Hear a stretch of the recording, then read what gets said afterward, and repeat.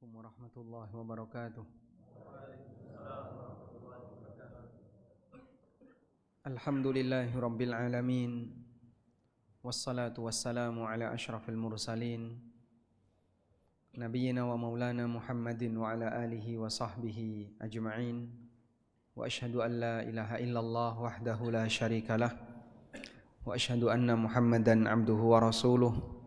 Salawatu rabbi wa salamu alaihi wa man sara ala nahjihi wastanna bisunnatihi ila yaumiddin. Alhamdulillah, puji syukur kita haturkan kehadirat Allah di kesempatan malam ini di Masjid Surau Ageng. Kita dikumpulkan oleh Allah Subhanahu wa taala dalam rangka untuk belajar. Semoga Allah jadikan forum ini sebagai forum yang diberkahi. Ini berangkat dari penasaran ya. Banyak asatidzah yang sudah ngisi di Masjid Surau Ageng, dan Pak Aan menyampaikan kapan ANB bisa ngisi di Surau Ageng. Saya untuk kajian malam sudah dalam satu pekan sudah terisi semuanya, sehingga tidak bisa untuk menyempatkan ke Surau Ageng. Karena ini masih libur, walhamdulillah. Saya penasaran seperti apa agengnya surah ini, dan memang betul-betul ageng ya. Walhamdulillah, mudah-mudahan jadi tempat yang barokah, bisa dimanfaatkan oleh masyarakat, baik untuk kegiatan ada ma'had tahfidz ya, ma'had tahfidz di sini, dan untuk kegiatan-kegiatan ilmiah yang lainnya. Tema kajian kita antara agama dan logika. Ini yang menentukan tema panitia, bukan saya. Dan panitia tadi menyampaikan tema ini sebenarnya sudah pernah disampaikan di masjid yang lain. Dan insya Allah kita akan membahas berkaitan dengan di mana peran logika ketika seorang itu beragama. Jadi antara agama dan logika itu bukan membandingkan antara agama dengan logika, karena dua hal ini jelas tidak mungkin dibandingkan. Tapi kita yang mau bahas adalah di mana peran logika ketika orang itu beragama. Bapak Ibu yang dimuliakan Allah Subhanahu wa taala, kita awali terlebih dahulu dengan melihat posisi logika yang ada pada manusia. Bahwa manusia ini tercipta oleh Allah Subhanahu wa taala, diciptakan oleh Allah dalam keadaan dia punya akal. Dan itulah yang membedakan antara manusia dengan binatang. Dan di posisi akal inilah manusia bisa berlogika, berpikir logis. Dia bisa menghubungkan sebab akibat, syarat dengan hasil, antara kondisi tertentu dengan keadaan berikutnya. Sehingga misalnya logika kita akan mengatakan kalau orang lapar dia perlu makan agar bisa kenyang. Kalau orang haus dia perlu minum untuk menghilangkan rasa hausnya. Kalau orang kepanasan dia perlu tempat yang dingin atau tempat yang teduh, dan seterusnya. Sehingga dengan logikanya manusia bisa mengenali hubungan sebab akibat. Dan ini adalah potensi yang diberikan oleh Allah kepada hamba, kepada manusia. Oleh karena itu, sebatas memiliki logika, semua orang yang sehat akalnya mereka punya. Baik antara orang yang pintar, baik orang yang pintar maupun orang yang tidak pintar, semuanya punya logika. Sebagaimana potensi yang lain, ada orang yang punya potensi harta. Semua orang dikasih oleh Allah, hanya saja bertingkat. Ada yang kaya, ada yang di bawahnya. Demikian pula ada orang yang punya kesehatan. Kesehatan itu potensi atau bukan Pak? Potensi. Dan kesehatan hamba itu bertingkat. Ada orang yang seger waras, sehat walafiat, jarang sakit ya. Ada orang yang sakit-sakitan, fisiknya lemah, dan seterusnya. Itu semuanya adalah potensi yang diberikan oleh Allah Subhanahu wa taala kepada hambanya. Tayyib. Sehingga karena ini semuanya adalah potensi, maka status logika, harta, kesehatan, dan semua yang dimiliki oleh manusia hakikatnya adalah sama, semuanya nikmat Allah. Dan dalam urusan nikmat ada yang diberi lebih oleh Allah dan ada yang diberi kurang oleh Allah, sesuai dengan apa yang dikehendaki oleh Allah Subhanahu wa taala. Oleh karena itu, karena nikmat ini sifatnya murni pemberian dari Allah, maka secara zatnya tidak bisa kita nilai sebagai kondisi terpuji atau tercela. Maksud saya seperti ini. Antara orang kaya dengan orang miskin, yang lebih terpuji yang mana? Hah? Orang kaya. Yang lebih terpuji yang mana? Secara zatnya. Sama saja, mau kaya maupun miskin, dua-duanya adalah ketetapan dari Allah. Antara orang sehat dengan orang sakit, yang lebih terpuji yang mana? Yang lebih bertakwa yang mana? Sama saja. Karena kaya maupun sehat maupun sakit, dua-duanya adalah ketetapan dari Allah. Sehingga antara orang yang punya banyak potensi dengan orang yang diberi oleh Allah sedikit potensi, statusnya sama-sama hamba. Yang diberi nikmat oleh Allah, ada yang diberi nikmat banyak, ada yang diberi nikmat sedikit. Maka statusnya tidak bisa dinilai terpuji atau tercela. Sampai di sini insyaallah paham ya. Sehingga dalam kacamata syariat, kita tidak bisa menilai orang kaya lebih bertakwa daripada orang miskin. Atau sebaliknya, orang miskin lebih bertakwa daripada orang kaya. Maka Anda tidak boleh menilai, misalnya ya, tokoh agama yang miskin berarti dia lebih bertakwa daripada tokoh agama yang kaya. Ini penilaian yang keliru. Karena ada sebagian di antara masyarakat yang punya penilaian seperti itu.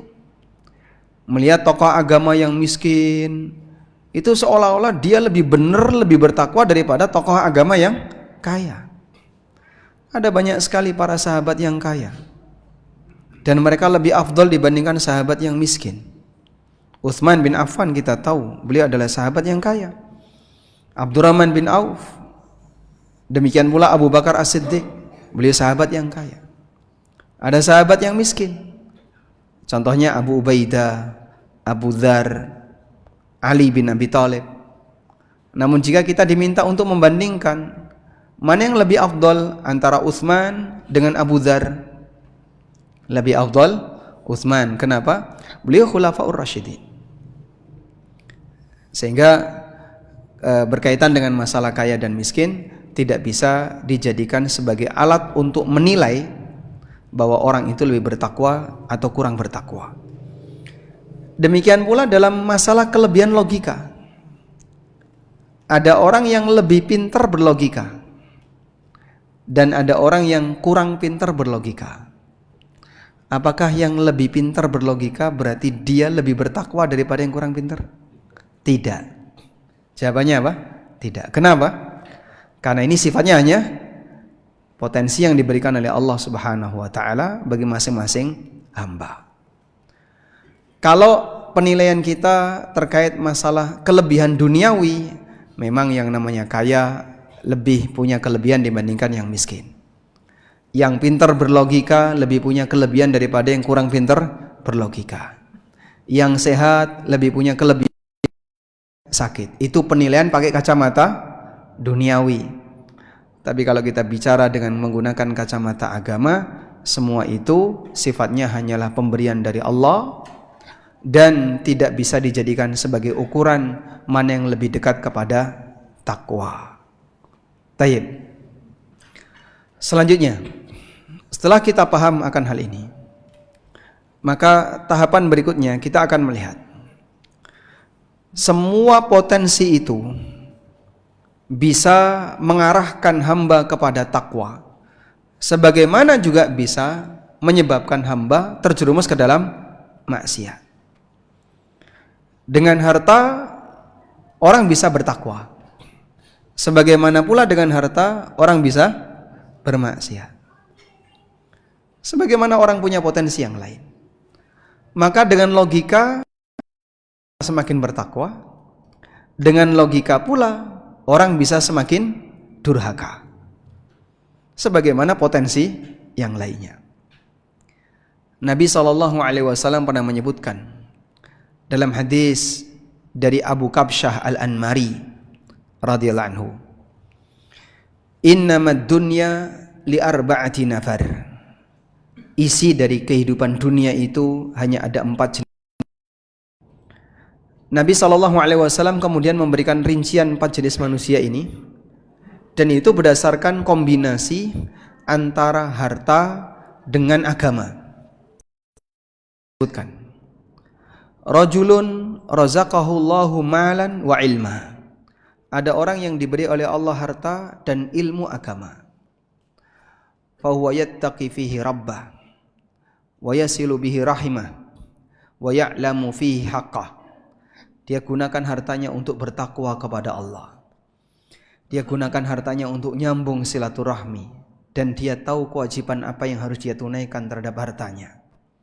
Kata Nabi SAW, fahadha bi afdolil manazil. Ini manusia yang kedudukannya paling tinggi. Dia diberi potensi harta dan dia punya takwa, maka hartanya dipakai untuk takwa. Kata Nabi SAW, ini derajatnya paling tinggi. Kemudian orang jenis kedua, warajulun razaqahullahu ilman wala mala. Ada orang yang diberi oleh Allah ilmu agama, tapi dia nggak punya harta. Dia pintar agama, paham Al-Quran, paham hadis, tapi orangnya miskin. Wa huwa sadiqun niyah, dan dia punya niat yang jujur. Lalu dengan berangkat dari niatnya yang jujur ini, dia mengatakan, andaikan saya punya potensi harta seperti yang dimiliki oleh si A, maka aku akan beramal seperti si A. Apa kata Nabi SAW? Fahuma biniyatihi fa'ajruhuma sawa. Dengan niat orang ini, pahala kedua orang tadi sama. Dia punya takwa, tapi tidak punya potensi. Yang ketiga, ada orang yang dia diberi oleh Allah, wa rajulun razaqahullahu malan wal ilma. Ada orang yang dia memiliki harta, diberi oleh Allah harta, tapi tidak diberi takwa, tidak diberi agama. Fala yattaqi fihi rabbah wa la ya'lamu fihi haqqah wa la yasilu bihi rahimah. Dia tidak gunakan hartanya untuk bertakwa kepada Allah, tidak tahu kewajiban apa yang harus dia tunaikan terhadap hartanya, dia tidak menyambung silaturahmi dengan hartanya. Kata Rasulullah SAW, fahadha bi akhbathil manazil. Ini jenis manusia yang paling rendah, punya potensi tapi nggak punya agama, sehingga dia manfaatkan potensinya untuk maksiat. Orang yang keempat, warajulun lam yarzuqhullahu malan wala ilma. Ada orang yang nggak punya harta dan nggak punya agama. Lalu dia mengatakan dengan niatnya, lau kana li malun mithlu li fulanin la amiltu mithla ma amila fulan. Andaikan saya punya harta seperti si C itu, maka saya akan beramal seperti amalnya si C. Saya akan bermaksiat seperti maksiatnya si C. Kata Rasulullah SAW, fahuma biniyatihi fawizruhuma sawa. Dengan niatnya orang keempat ini, dosanya sama seperti orang ketiga. Baik. Di sini Nabi SAW bercerita tentang orang yang diberi potensi tapi tidak diiringi dengan takwa. Sebagaimana potensi yang lain juga punya kondisi yang sama. Yang tadi ada orang yang lebih suka menggunakan logikanya, tapi ternyata saat dia menggunakan logika justru membuat dia terjerumus ke dalam maksiat. Sebaliknya pula ada orang yang menggunakan logikanya dan dia gunakan untuk mendukung dakwah. Semua itu yang mengendalikan apa? Kualitas agamanya. Sama-sama berlogika, tapi kemana logika itu diarahkan tergantung dari kualitas agama pemiliknya. Sama-sama punya harta, tapi kemana arah harta itu dia gunakan tergantung kualitas dari agama pemilik harta. Baik. Sehingga jamaah, berkaitan dengan orang yang punya logika, secara umum kita bisa bagi menjadi 3. ada orang yang menggunakan logikanya untuk mendukung dakwah. Sehingga dia belajar berlogika, kemudian dia sampaikan penjelasan dengan menggunakan penjelasan yang mudah dipahami, logis bagi masyarakat. Ilmu tersampaikan dengan demikian gampang dan mudah sehingga masyarakat bisa paham. Alhamdulillah, dengan logika sederhana orang ini agama bisa terpahamkan. Ada juga orang yang menggunakan logika jenis yang kedua hanya murni untuk kepentingan dunia. Dia mendalami ilmu umum misalnya, baik bidang fisika maupun bidang biologi maupun bidang yang lainnya. Sehingga dia punya kemampuan berlogika tapi hanya dimanfaatkan untuk belajar ilmu dunia. Dan ada yang paling parah, punya kemampuan berlogika tapi digunakan untuk menyesatkan manusia. Kita berlindung kepada Allah dari orang yang ketiga ini, karena orang yang ketiga ini pernah dinyatakan oleh Umar bin Khattab radhiyallahu anhu. Beliau pernah mengatakan seperti ini, iyyakum wa ashabur ra'yi fa innahum a'da'us sunnah. Waspadalah kalian terhadap ashabur ra'yi, orang yang hanya main logika, karena mereka itu musuhnya sunnah, ajaran Nabi SAW. A'yathumul ahadithu ayya'uha, mereka kesulitan untuk menghafal hadis-hadis Nabi SAW. Fasu'ilu fa'aftau bira'yihim, saat mereka ditanya tentang masalah agama, mereka berfatwa bukan pakai dalil, tapi pakai ra'yu mereka, pakai logika mereka. Fadallu wa adallu, maka mereka sesat dan menyesatkan orang lain.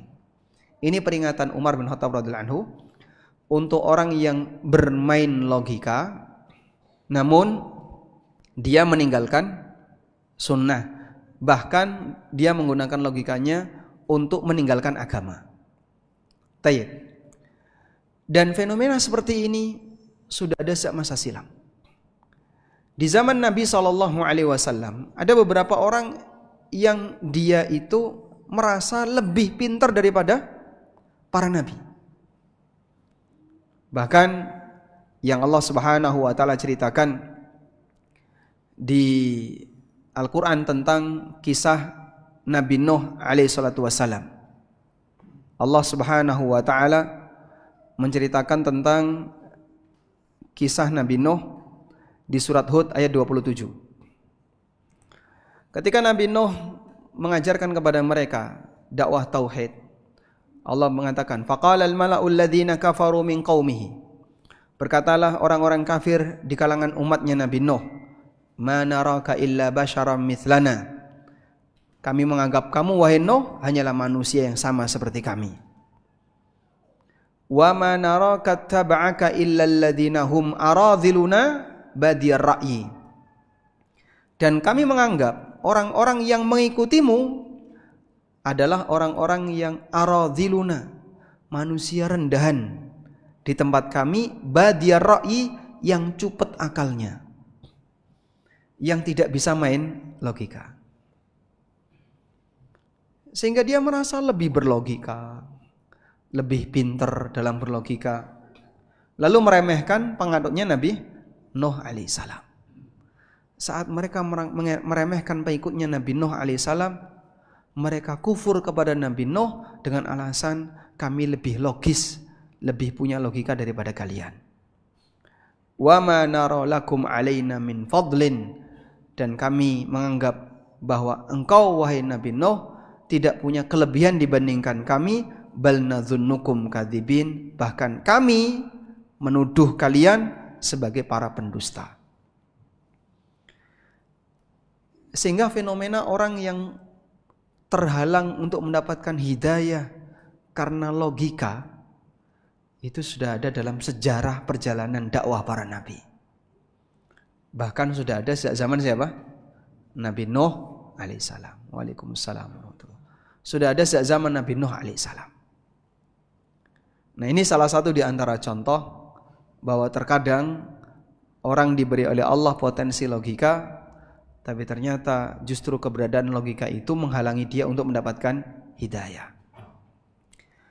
Di zaman Nabi Muhammad SAW sendiri, ada beberapa orang yang dianggap dia punya logika lebih hebat daripada Muhammad. Salah satu contohnya siapa? Al-Walid bin Mughirah. Al-Walid bin Mughirah itu siapa? Ya? Bapaknya Khalid bin Walid. Anaknya seorang pahlawan Islam, tapi bapaknya mati dalam kondisi kafir, dan bahkan Allah menurunkan beberapa ayat khusus berkaitan dengan apa yang dialami oleh Al-Walid bin Mughirah. Al-Walid bin Mughirah,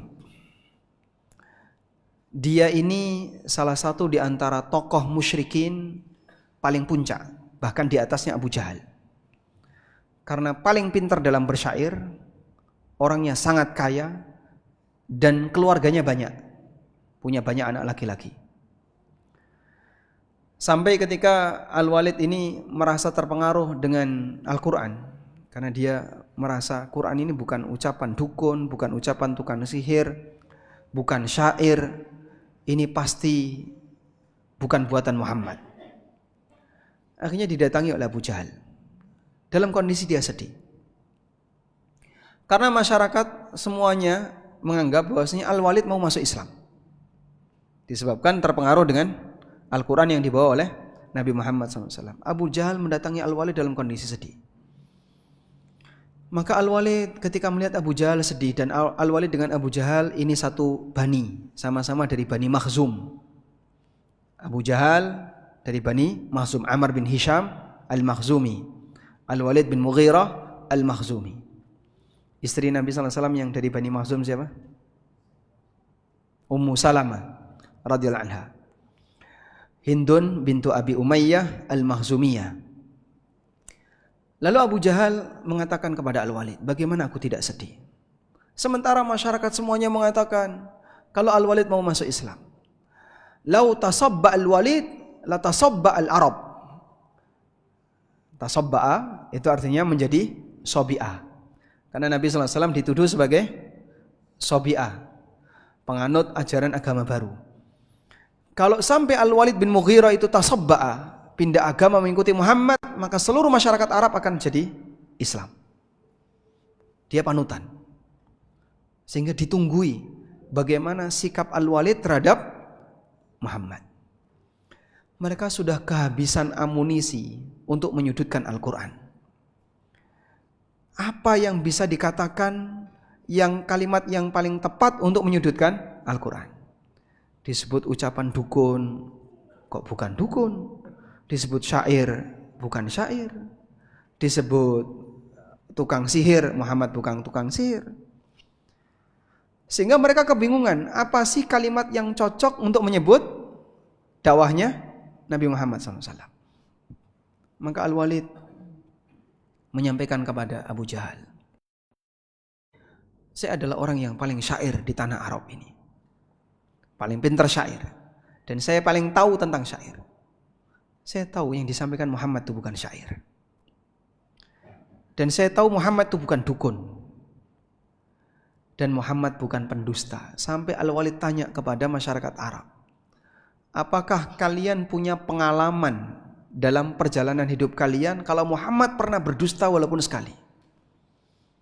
Mereka bilang, kami gak pernah punya pengalaman dibohongi Muhammad.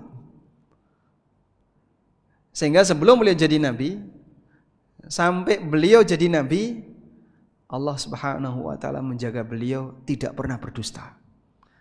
Tetangganya, lingkungannya, masyarakat semuanya mengakui kami tidak pernah punya pengalaman Muhammad berdusta. Sampai akhirnya Al-Walid ini merenung, berpikir gimana caranya untuk bisa menyebut kalimat negatif tentang Al-Quran. Allah Subhanahu wa taala sebutkan di surat Al-Muddathir, "Dzarni wa man khalaqtu wahida wa ja'altu lahu malan mamduda wa banina syuhuda wa mahattu lahu tamhida thumma yatma'u an azid dzarni wa man khalaqtu wahida. Biarkan aku dengan makhluk yang aku ciptakan sendirian. Sebagaimana aku ciptakan sendirian, aku yang akan urusi orang ini sendirian.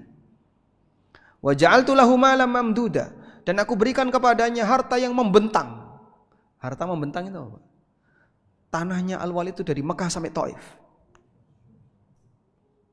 Jaraknya berapa ini? 80-an kilo. Dia punya tanah dari Mekah sampai Taif. Ya lebarnya berapa enggak tahu, tapi tanah dia itu banyak di banyak titik antara Mekah sampai Taif. Wa banina syuhuda, dan anak yang selalu syuhud. Syuhud artinya apa? Menyaksikan, maksudnya membersamai.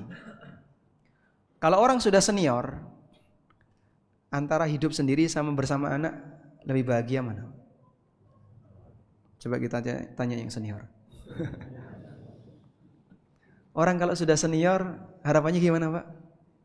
Kemana-mana ditemani anaknya. Wa banina syuhuda. Al-Walid bin Mughirah, dimanapun dia berada, baik mukim maupun safar, selalu ditemani oleh anaknya, yang laki-laki. Anaknya banyak. Dan orang Arab itu membanggakan anak laki-laki yang jumlahnya banyak. Sehingga mau ke sini ada anaknya, mau ke sini ada anaknya. Antara pembantu dengan anaknya kan tingkat loyalitasnya beda. Meskipun demikian kata Allah, "Tsumma yatma'u an azid", dia masih tamak untuk aku berikan tambahan. Sa'urhiquhu sa'uda innahu fakkara wa qaddar. Fakutila kaifa qaddar, thumma kutila kaifa qaddar, thumma nazar, thumma abasa wastakbar. Lalu Allah Subhanahu wa taala mengatakan, innahu fakkara wa qaddar. Dia berpikir untuk menetapkan sebuah kalimat. Fakutila kaifa qaddar. Terkutuk dia, bagaimana dia berpikir untuk menyudutkan Al-Quran. Tsumma kutila kaifa qaddar. Terkutuk orang ini, bagaimana dia berpikir untuk menyudutkan Al-Quran. Tsumma nazar. Dia berpikir terus sampai ketemu kalimat terakhir. Kalimat terakhirnya apa? In hadza illa sihrun yu'thar. In hadza illa qaulul bashar. Sudah kehabisan cara untuk menyudutkan Al-Quran. Akhirnya Al-Walid hanya membuat kesimpulan, in hadza illa sihrun yu'thar. Quran itu sihir yang bisa memberikan pengaruh. In hadza illa qaulul bashar, tidak lain ini hanya ucapan manusia. Dan Allah enggak ridho ketika kalamnya disebut ucapan hamba. Maka langsung Allah memberikan ancaman. Dan Anda bisa perhatikan pembelaan Allah dalam Al-Quran terhadap Al-Quran. Allah membela Al-Quran, dan banyak Allah nyatakan dalam Al-Quran. Begitu ada orang yang mengatakan Quran adalah qaulul bashar, ucapan manusia, apa kata Allah? Sa'uslihi saqar. Akan aku benamkan dia ke dalam sakor. Tak benamkan dia nanti ke dalam neraka. Allah enggak ridho ketika ada hambanya yang mengatakan Quran ucapan manusia. Tapi manusia model Al-Walid seperti ini cukup banyak. Ada di banyak titik di masyarakat Arab. Sampai seperti ini yang menghalangi Khalid Ibn Walid untuk masuk Islam. Ketika Khalid masuk Islam, ada orang yang tanya sama Khalid, Aina kana aqluka ya Khalid? Di mana akalmu wahai Khalid? Falam tara nuran nubuwah baina dhahranikum mundu 20 sanatan. Selama 20 tahun, kenapa kamu tidak bisa membedakan cahaya kenabian dengan gelapnya kesyirikan? Kok bisa-bisanya kamu bertahan sama orang-orang musyrik itu? Akalmu di mana? Apa kata Khalid? Beliau mengatakan, kana amamana rijalun kunna nara ahlamahum kal jibal. Dulu kami itu menganggap di sekitar kami ada orang-orang yang akalnya itu seperti gunung. Kami menganggap di sekitar kami itu ada orang-orang yang logika mereka, akal mereka itu seperti gunung. Sehingga ketika dia menganggap akal orang-orang ini seperti gunung, tapi kok nggak mau jadi pengikutnya Muhammad, oh berarti memang Muhammad itu nggak benar. Dan banyak orang yang menilai seperti itu. Sehingga ada orang yang mohon maaf ya, terhalangi untuk mengikuti hidayah. Alasannya gimana? Saya lihat kok nggak ada ustadz yang bergelar profesor ya. Dosen di UGM atau dosen di mana yang profesor DR, apalagi ya, sampai ujungnya banyak sekali gelarnya. Mereka kok rata-rata nggak pakai gelar, nggak ada apa-apanya. Yang biasanya ngisi kultum di masjid-masjid kampus, kok bukan ustadz-ustadz seperti itu. Dan salah satu faktor kenapa saya pribadi dulu ya, waktu jadi mahasiswa, sebelum mengenal dakwah Ahlussunnah, di antara faktor penilaian saya seperti itu. Saya suka ke Maskam ya, kemudian dengerin banyak ceramah dan seterusnya, termasuk duduk di majelisnya Ulil Absor.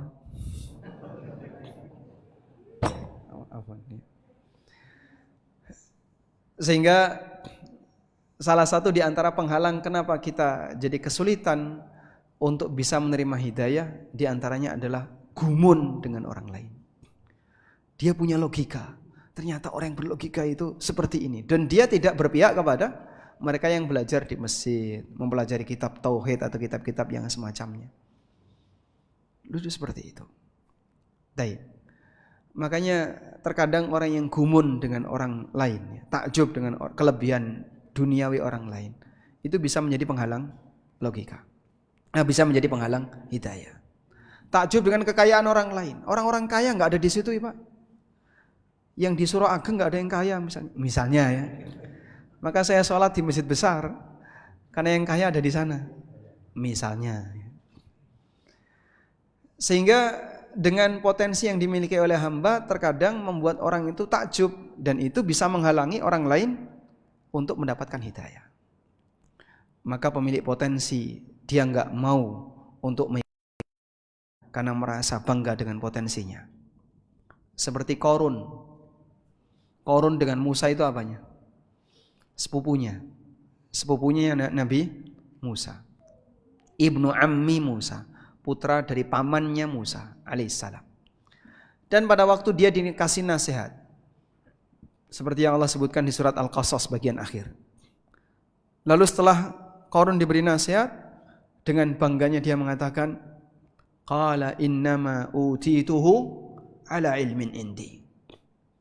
Aku punya kekayaan seperti ini karena aku orang pintar. Ala ilmin indi, karena aku orang yang punya ilmu. Karena aku punya ilmu, aku orang pintar. Sehingga dengan potensi harta yang dia miliki terhalangi untuk mendapatkan hidayah. Karena itu di antara doanya Nabi Musa alaihissalatu wassalam untuk menghancurkan Fir'aun, Allah subhanahu wa ta'ala menyebutkan doanya Nabi Musa di surat Yunus ayat 88. Wa qala Musa Rabbana innaka ataita fir'auna wa mal'ahu zinatan wa amwalan fil hayatid dunya Rabbana liyudillu an sabilik. Musa berkata dalam doanya, ya Allah, Engkau telah memberikan kepada Fir'aun dan para pembesarnya zinatan wa amwala, aneka harta dan perhiasan dunia, fil hayatid dunya, di kehidupan dunia. Rabbana liyudillu an sabilik. Ya Allah, ternyata itu menyesatkan mereka dari jalanmu. Rabbana tmis ala amwalihim washdud ala qulubihim. Oleh karena itu ya Allah, hancurkan harta mereka. Allah subhanahu wa ta'ala kabulkan doanya Musa dengan apa? Mereka diberi musim paceklik yang berkepanjangan, panen gagal, kemudian muncul belalang, lalu muncul kata, air berubah jadi darah. Walaupun mereka punya fasilitas yang berlimpah, tapi semuanya menjijikkan. Jadi saat mereka membuka tudung saji keluar kata. Buka tutup makanan keluar kata. Diserang belalang. Sampai semua makanan yang mereka punya habis dimakan belalang. Air berubah jadi darah. Ini air kalau dituang Bani Israel tetap air. Tapi kalau yang menuang orang Mesir, begitu dituang jadi darah. Sehingga mereka nggak mau minum. Karena serba darah. Taib. Nah, fenomena seperti ini pernah terjadi di kalangan kaum muslimin. Ada orang yang mendewakan logika sampai terhalangi dari akidah Ahlussunnah. Yaitu para ahli kalam. Para ahlul kalam. Sehingga dia selalu berusaha untuk melogika, terus melogika. Sampai dikomentari oleh Syekhul Islam, utu zakaan walam yu'tu zakaan. Mereka diberi zakat. Zakat itu artinya kecerdasan. Orangnya cerdas, pintar, mikir terus, dia cuman mikir. Walam yu'tu zakat, zaki pakai zai. Tapi mereka tidak diberi kesucian batin. Sehingga akalnya untuk mikir ilmu filsafat, ilmu kalam, lalu kemudian dijadikan sebagai landasan berakidah. Ya, maka muncullah berbagai macam sekte akidah yang banyak sekali hasil dari merenung dan berpikir. Sehingga Anda bisa lihat ya, ada sekte Kullabiyah, Maturidiyah, Mu'tazilah. Mu'tazilah juga pecah berkeping-keping. Kemudian sekte Karramiyah, sekte Asy'ariyah, dan masih banyak sekte-sekte yang lain. Itu semuanya berangkat dari membangun akidah dengan logika. Baik. Nah, dari sinilah Allah Subhanahu wa taala tidak menjadikan logika sebagai sumber agama. Ya.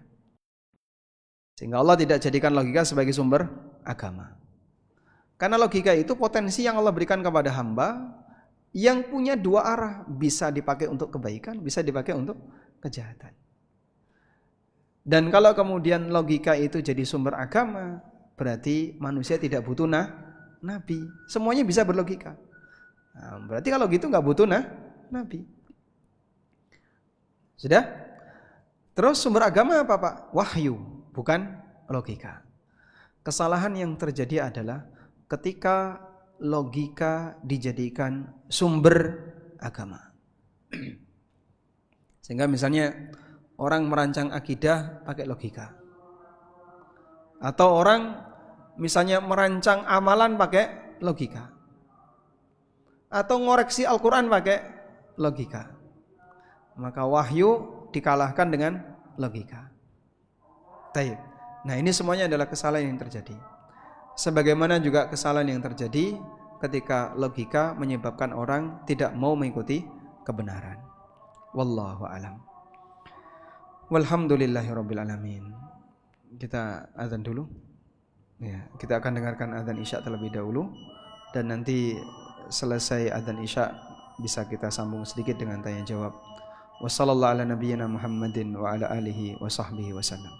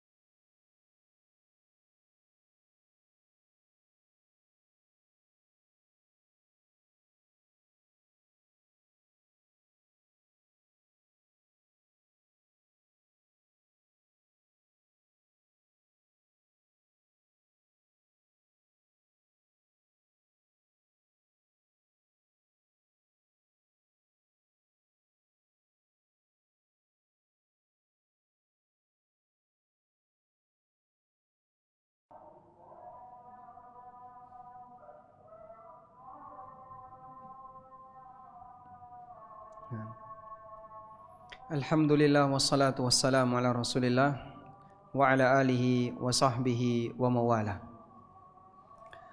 Selanjutnya sedikit kita akan berbicara tentang di mana peran logika yang tepat. Allah Subhanahu wa taala memberikan kita sehingga kita bisa berlogika dengan sehat. Seharusnya kita bisa menggunakan itu untuk kebaikan diri kita. Intinya begini, manfaatkan logika sesuai kadarnya. Manfaatkan akal sesuai dengan kadarnya. Sehingga kalau melebihi kadar, maka yang terjadi bukannya mendapatkan manfaat, tapi justru buang-buang waktu atau bahkan penyimpangan. Sebagai contoh seperti ini. Orang sibuk berpikir mencari definisi waktu. Waktu, apa itu waktu? Coba definisikan waktu. Wah, tak mikir. Waktu adalah, nah, misalnya ya. Sudah. Misalnya kamu mendapatkan kesimpulan yang benar tentang waktu, apakah bojomu nambah? Nah, tidak kan? Nah. Rezekimu tambah atau tidak? Tidak. Terus merenung waktu itu apa sih? Bingung dia. Bahkan mengalami fase bingung dulu, bingung. Berpikir sesuatu yang tidak perlu. Atau misalnya orang berpikir, apa sih arsy itu? Wah, terus dia berpikir, akhirnya dia membuat postulat tentang arsy. Arsy dipostulatkan. Lalu dia berteori tentang di mana Allah, berteori tentang seperti apa sifat-sifat Allah, akhirnya ngawur semuanya. Dan kalau sudah melebihi batas, capek tapi nggak ada hasil.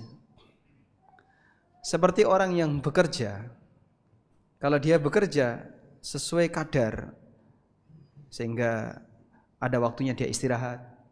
Sampai di sini yang mampu saya angkat, ya saya angkat sampai di sini saja. Saya tidak akan mengangkat lebih. Badannya akan tetap terjaga sehat.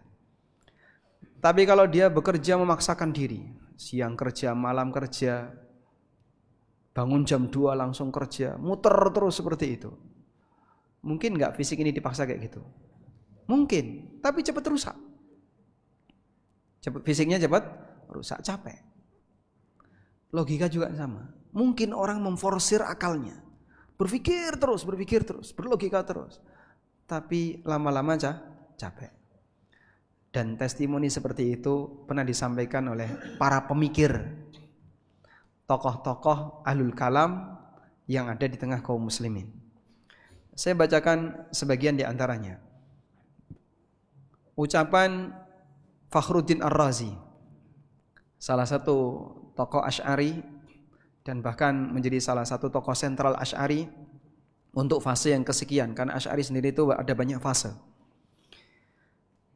Dalam Aqsamul Ladzat, Ar-Razi pernah menyampaikan, nihayatu aqdamil uquli iqalu wa ghayatu sa'yil alimina dolalu wa arwahuna fi wahsyatin min jusumina wa hasilu dunyana adzan wa wabalu wa lam nastafid min bahthina tula umrina siwa an jama'na fihi qila wa qalu.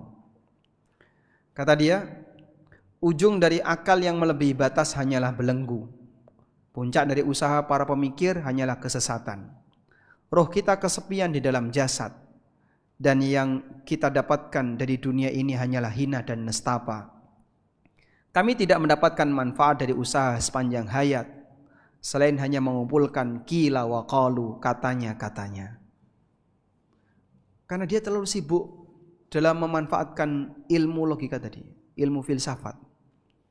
Sehingga dalam membuat definisi itu, wah, dibuat definisi ini kayaknya kurang lengkap, dibuat definisi lagi, mendefinisikan sesuatu saja itu butuh waktu yang lama. Ar-Razi punya buku tafsir namanya apa? Mafatihul Ghaib. Judulnya Mafatihul Ghaib atau Tafsir Ar-Razi. Dikomentari oleh sebagian ulama, kalau nggak salah Asy-Syaukani. Dalam tafsirnya Ar-Razi, dia membahas banyak hal kecuali satu, tafsir. Dalam tafsirnya Ar-Razi, Itu membahas semua hal kecuali tafsir. Padahal judulnya tafsir Mafatihul Ghaib. Karena terlalu sibuk dengan definisi. Dan apa hubungan antara ayat ini dengan ayat sebelumnya, apa hubungan ayat ini dengan ayat sebelumnya. Jadi malah meninggalkan tafsirnya. Baik. Hal yang sama juga pernah disampaikan oleh Abul Ma'ali Al-Juwaini. Dia pernah menyampaikan seperti ini. Laqad khuttul bahral khadma wa khallaitu ahlal islami wa ulumihim wa dakhaltu fil ladzi nahawni anhu. Kata Al-Juwaini, wa ha ana dha amutu ala akidati ummi.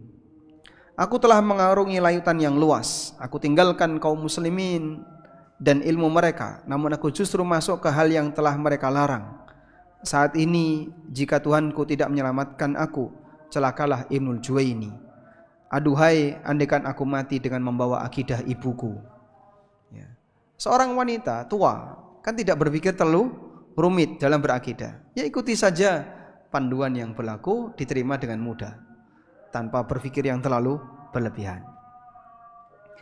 Dan beliau juga pernah mengatakan, wa ana dza amutu ala aqidati ajaizi Naisabur. Andaikan aku mati dengan membawa akidah orang awam di daerah Naisabur, sehingga enggak terlalu rumit dalam berpikir masalah akidah. Tayyib, kelelahan dialami oleh orang-orang seperti ini, dan masih banyak testimoni yang lainnya seperti yang juga disampaikan oleh Abul Fatah Asy-Syahrastani.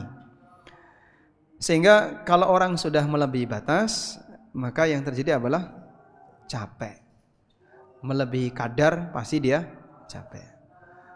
Maka logika bisa menilai ini benar ini salah dengan cara sederhana, cukup sampai di situ, jangan berpikir yang lebih dari yang dibutuhkan.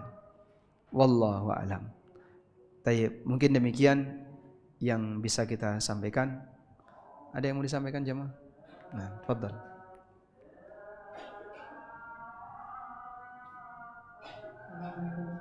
Waalaikumsalam warahmatullahi wabarakatuh. Nah.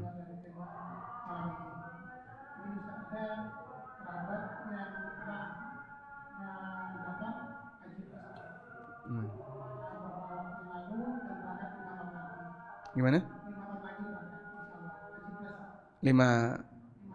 5 tahun lagi.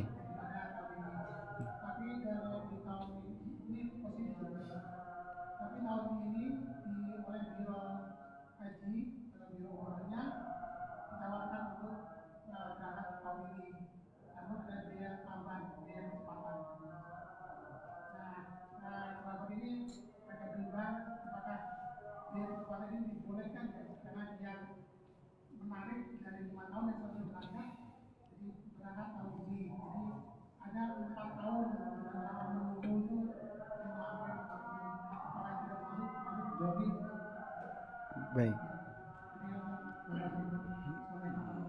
Waalaikumsalam warahmatullahi wabarakatuh. Tayyib. Ada yang bertanya tentang orang yang ikut Haji Plus yang seharusnya antri 5 tahun lagi, tapi ada tawaran percepatan namun harus bayar.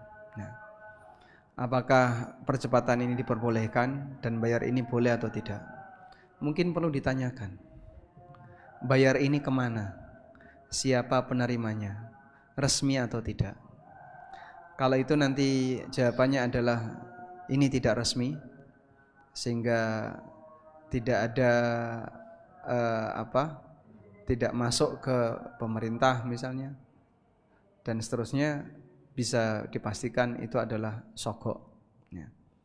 Karena aturan sederhananya, misalnya dalam antrian itu ada salah satu jamaah yang mundur atau meninggal, berarti yang belakang maju.